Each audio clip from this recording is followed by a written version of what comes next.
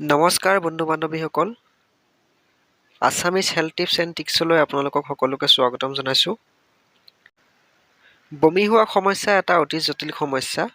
এই বমি কিয় হয় আৰু বমি হোৱাৰ বিভিন্ন ধৰণৰ কাৰণসমূহ আৰু ইয়াৰ লক্ষণসমূহৰ লগতে এই সমস্যাৰ পৰা পৰিত্ৰাণ পাবলৈ ঘৰুৱা প্ৰতিকাৰ অৰ্থাৎ বনৌষধিসমূহৰ বিষয়ে বিতংকৈ এই ভিডিঅ'টোত আলোচনা কৰিম। সেয়েহে ভিডিঅ'টো শেষলৈকে চাব। যদি ভিডিঅ'টো ভাল লাগে লাইক কৰিব, লগতে কমেণ্ট কৰি জনাব আৰু বিভিন্ন ধৰণৰ বেমাৰৰ ঘৰুৱা প্ৰতিকাৰ অৰ্থাৎ বনৌষধিসমূহৰ বিষয়ে ভিডিঅ'সমূহ নিয়মীয়াকৈ পাই থাকিবলৈ মোৰ এই চেনেলটোক ছাবস্ক্ৰাইব কৰি লৈ কাষতে থকা বেল আইকনটো টিপি ল'ব। খাদ্যবস্তুবোৰ হজম নহয় ক্ষুদ্ৰান্তৰ ভিতৰলৈ নগৈ মুখেদি উভতি অহাকে কোৱা হয় বমি, আৰু এই বমিক সাধাৰণতে এটা উপসৰ্গহে। এই বমি হোৱা সমস্যাৰ বহুতো কাৰণ আছে। এই কাৰণসমূহৰ ভিতৰত হৈছে বাছ বিচাৰ নকৰাকৈ খোৱাৰ কাৰণে এই বমি সমস্যা হ'ব পাৰে, অধিক খাদ্য খালেও এই সমস্যা হয়, আৰু পেটত যদি কৃমি থাকে তেন্তে এই সমস্যাই দেখা দিব পাৰে। ইয়াৰ উপৰিও কফ হ'লেও এই সমস্যাই দেখা দিয়ে। খোৱা বস্তুৰ প্ৰতি ঘৃণা ভাৱ জন্মিলেও এই সমস্যাই দেখা দিব পাৰে। হজমী শক্তি কমি গ'লেও এই সমস্যাই দেখা দিয়ে। ইয়াৰ উপৰিও বিষাক্ত পদাৰ্থ পেটৰ ভিতৰলৈ গ'লেও এই সমস্যাই দেখা দিয়ে।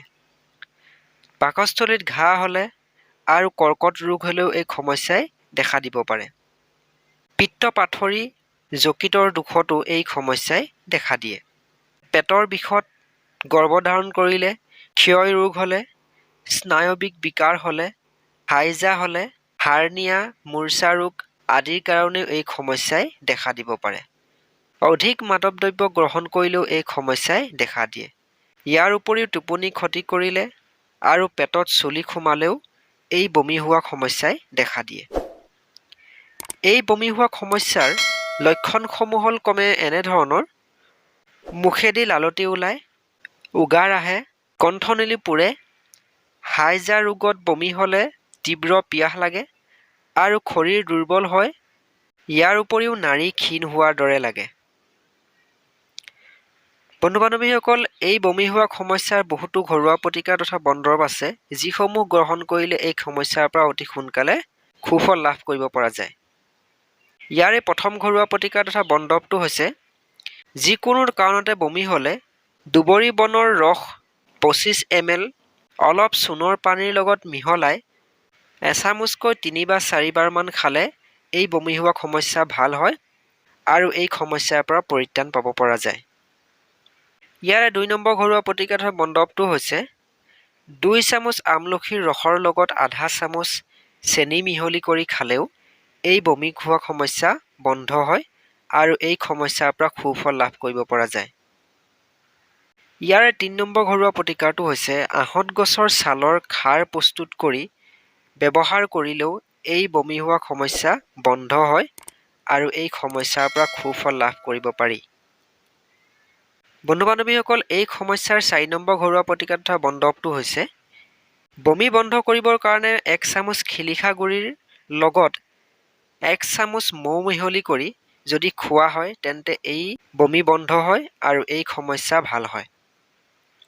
বন্ধু বান্ধৱীসকল, এই বমি হোৱা সমস্যাৰ 5 নম্বৰ ঘৰুৱা প্ৰতিকাৰ তথা বনদৰৱটো হৈছে ভেকুৰী তিতাৰ 25 ml ৰসৰ লগত আদা অলপ ভালদৰে খুন্দি ইয়াৰ পৰা 2 চামুচমান ৰস উলিয়াই লৈ ভালদৰে মিহলি কৰি যদি খোৱা হয় তেন্তে এই বমি হোৱা সমস্যা ভাল হয় আৰু এই সমস্যাৰ পৰা ততালিকে ৰক্ষা পাব পাৰি। এই বমি হোৱা সমস্যাৰ 6 নম্বৰ ঘৰুৱা প্ৰতিকাৰটো হৈছে 2 বা 3টা নিমৰ গুটিৰ ৰস মৌৰ সৈতে মিহলাই খালে বমি বন্ধ হয় আৰু এই সমস্যাৰ পৰা ভাল হয়। বন্ধু বান্ধৱীসকল, এই সমস্যাৰ 7 নম্বৰ ঘৰুৱা প্ৰতিকাৰটো হৈছে এচামুচকৈ মৰাণ আদা আৰু পিঁয়াজৰ ৰস মিহলি কৰি খালেও এই বমি হোৱা সমস্যা বন্ধ হয় আৰু এই সমস্যাৰ পৰা পৰিত্ৰাণ পাব পাৰি। বন্ধু বান্ধৱীসকল, 8 নম্বৰ ঘৰুৱা প্ৰতিকাৰ তথা বনদৰৱটো হ'ল গাজৰৰ 1 চামুচ ৰসত অলপ মৌজোল মিহলি কৰি দিনে 3 বাৰকৈ যদি খোৱা হয় তেন্তে এই বমি সমস্যাৰ ভাল হয়। ইয়াৰ উপৰিও যদি তেজ বমি হয় তেনে ক্ষেত্ৰতো এই ঘৰুৱা প্ৰতিকাৰ ফলদায়ক। আৰু এই ঘৰুৱা প্ৰতিকাৰ কমে দিনটোত 3বাৰ মান ব্যৱহাৰ কৰিব লাগিব। বন্ধু-বান্ধৱীসকল, ইয়াৰ এই 9 নম্বৰ ঘৰুৱা প্ৰতিকাৰটো হৈছে পদিনাৰ ৰসত নেমুৰ ৰস অলপ মিহলি কৰি খালেও এই বমি হোৱা সমস্যাৰ পৰা অতি সোনকালে ভাল হ'ব পাৰি। আৰু এই ঘৰুৱা প্ৰতিকাৰ গ্ৰহণ কৰিলে অতি সোনকালে ভোক লাগে আৰু এই সমস্যাৰ পৰা ততালিকে পৰিত্ৰাণ পাব পৰা যায়। বন্ধু-বান্ধৱীসকল, এই সমস্যাৰ 10 নম্বৰ ঘৰুৱা প্ৰতিকাৰটো হৈছে লং, পিহি বা তুলসীৰ ৰস মৌৰ লগত মিহলি কৰি যদি খোৱা হয় তেন্তে এই সমস্যাৰ পৰা সুফল লাভ কৰিব পৰা যায়। আৰু এই ঘৰুৱা প্ৰতিকাৰ দিনটোত কমে 2বাৰ মান ব্যৱহাৰ কৰিলেও হয়। আৰু এই ঘৰুৱা প্ৰতিকাৰ এই সমস্যাৰ কাৰণে অতি লাভজনক। বন্ধু-বান্ধৱীসকল, এয়াই আছিল আজিৰ বমি হোৱা সমস্যাৰ কেইটামান ঘৰুৱা প্ৰতিকাৰ অৰ্থাৎ বন দৰৱ। যদি ভিডিঅ'টো চাই ভাল পালে লাইক কৰিব, লগতে কেনে পালে কমেণ্ট কৰি জনাব।